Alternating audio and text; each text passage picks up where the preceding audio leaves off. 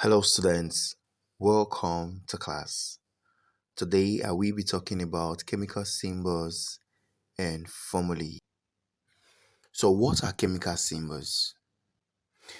A chemical symbol is an abbreviation of the name of an element. It is written in capital letter if it contains one letter. However, if it contains two letters, the first letter is written in capital while the other letter is written in small letter. So you take note of that. Here are some examples of some symbols of some elements. As you can see, the symbol of hydrogen is a capital letter H. That of helium is a capital letter H and a small letter E. That of lithium, as you can see, capital letter L and a small letter I. That of fluorine is capital letter F. That of potassium is capital letter K. This symbol is actually gotten from its Latin name called kalium. So you take note of all of this. These symbols are derived from the first letter of the name of the element. It can also be derived from the first letter written in capital letter together with a small letter from its name, while others are gotten from their Latin name. Here are some examples of symbols that are gotten from the first letter of their names. So we have nitrogen. The symbol of nitrogen is capital letter N. So you take note, it must be in capital letter. That of hydrogen is capital letter H. These elements, their symbols are gotten from the first letter of their names. We also have those that are gotten from the first letter of their name and any other letter, and that must be written in small letters. As you can see, magnesium as well as aluminium. These elements, their symbols are gotten from the first letter of their name and any other letter. The first letter must be written in capital letter, while the other letter must be in small letters. Next are the ones that are gotten from their Latin name. Example is sodium. The symbol of sodium is gotten from its Latin name called natrium, while iron is gotten from its Latin name called ferrum. So you take note of that. And like I said initially, it must be written in capital letter and a small letter. A chemical formula is the combination of symbols that represent a particular compound. The chemical formula indicates which elements are present in the compound and in what amounts. An example here is water molecule. The formula for a water molecule is H subscript 2O. So here we're having 2 atoms of hydrogen and 1 atom of oxygen, meaning that a water molecule contains hydrogen and oxygen. We also have iron oxide, and that's the formula for iron oxide. And from the formula, we can see that we have 2 atoms of iron and 3 atoms of oxygen. So you take note of that. A chemical formula basically indicates which elements are present in a compound and in what amount. Here is a little description of an element. As you can see, this is known as sodium tetraoxosulfate 6. The 2 here is indicating that we have 2 sodium atoms. And when there's no number attached to a symbol of an element, It implies that just an atom of that element is existing in that compound. So in this case, sulfur here is just one atom, and oxygen, it's 4 atoms. Each chemical symbol in a formula represents an element. If only one element is present in a compound, no number is included. If there is more than one atom of that element in the compound, the symbol is followed by a number, and this number is called a subscript. As you can see here, in the case of water molecule, the 2 is a subscript, and it indicates that there are 2 hydrogen atoms in a molecule of water. While no subscript, as you can see here, indicates that there is 1 atom of oxygen in this compound. So you take notes. It is question time. What are the symbols for the following elements? We have calcium, iron, chlorine, phosphorus. What do you think are the possible symbols for these elements? I want you to pause the video and sort out the answers.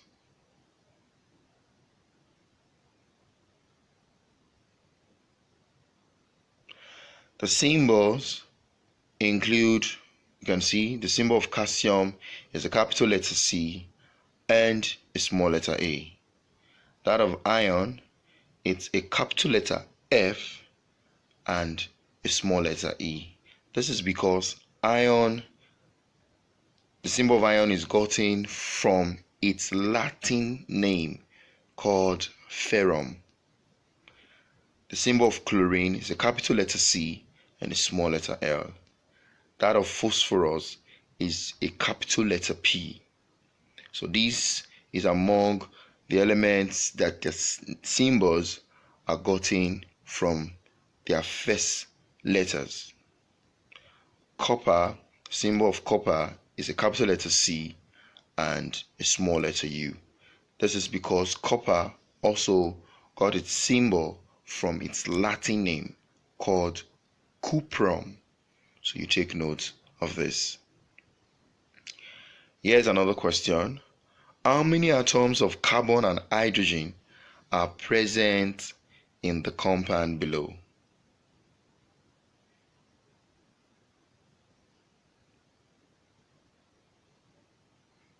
So this is very simple. You recall that I said the subscript written immediately after a symbol of an element indicates the number of atoms of that element present in the compound.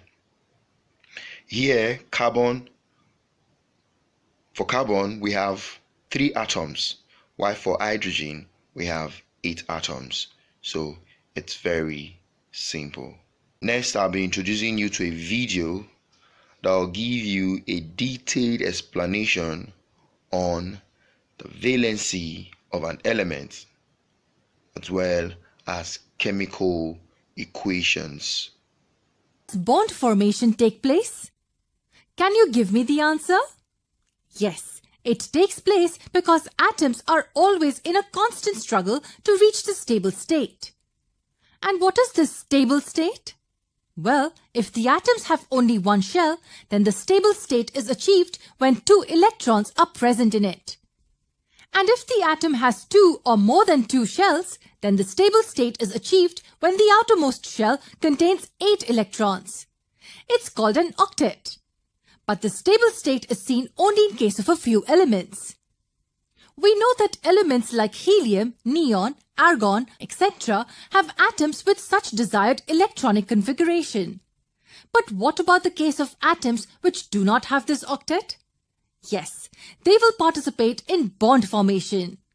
That means they will either give or take or share electrons. But wait, who decides how many electrons will participate in the bond formation?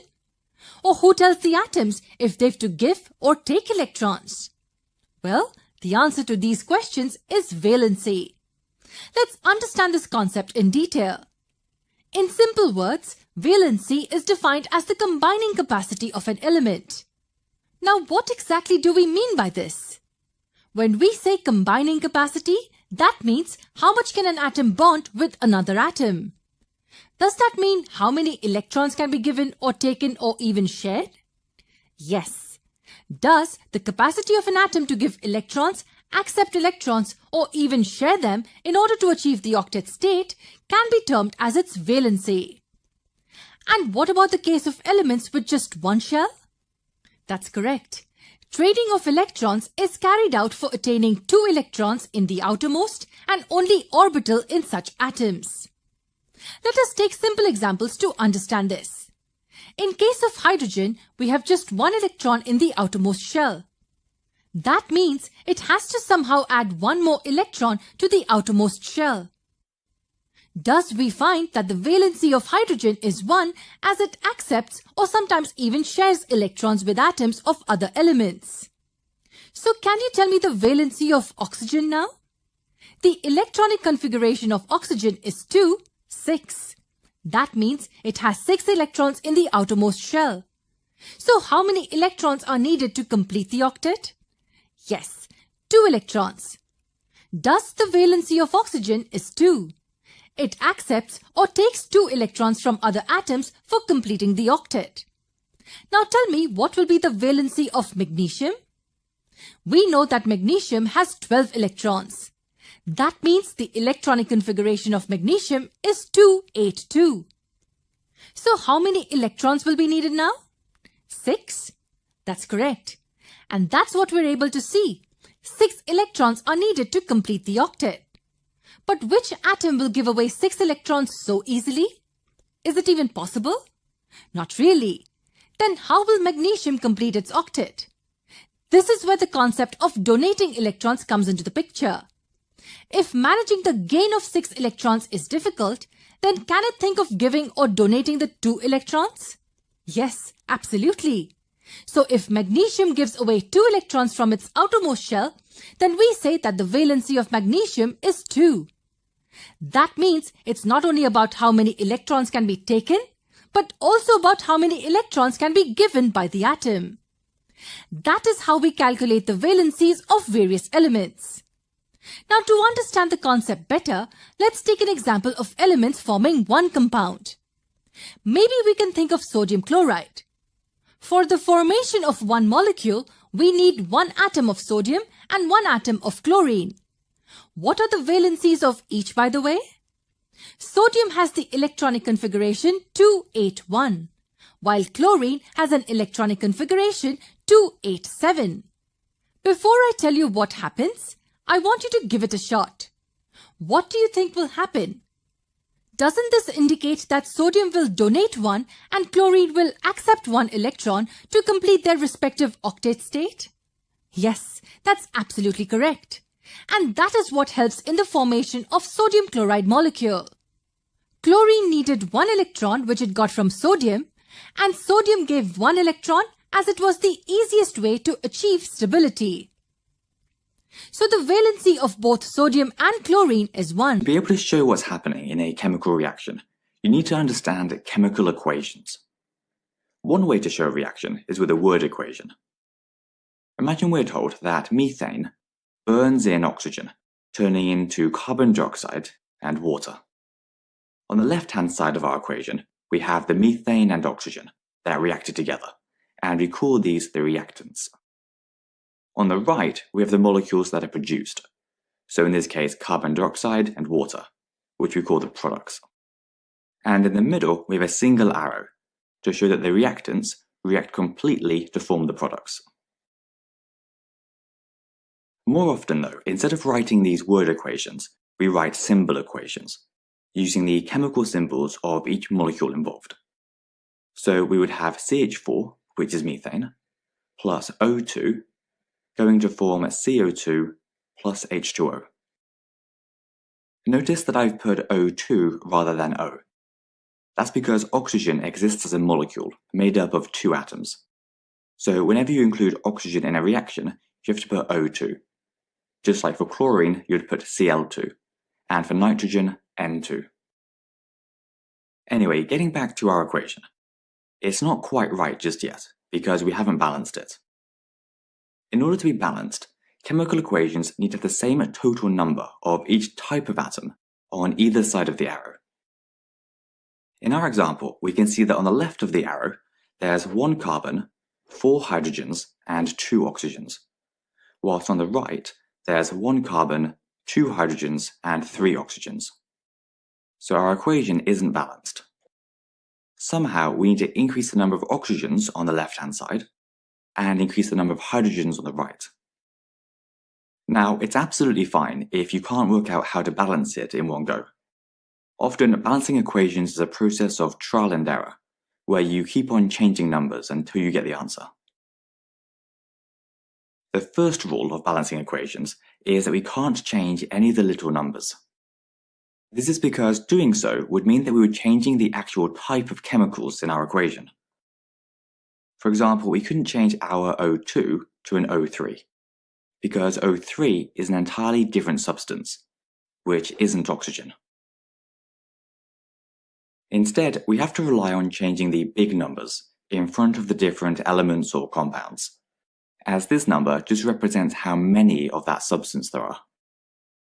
So to increase the number of oxygen atoms on the left, we'd have to put a 2 in front of the O2, meaning we now have 2 oxygen molecules, and therefore 4 oxygen atoms in total on the left-hand side. This might seem a bit weird, as we only need 3 oxygen atoms to match the right-hand side. So shouldn't we just make it 1.5 molecules of oxygen? Unfortunately, we can't. When balancing chemical equations, another rule is that we need to keep to whole numbers. And so we have to round up to 2 instead, and keep 4 oxygen atoms. This leaves us needing 2 more hydrogens and 1 more oxygen on the right, which we can get by increasing the number of water molecules from 1 to 2.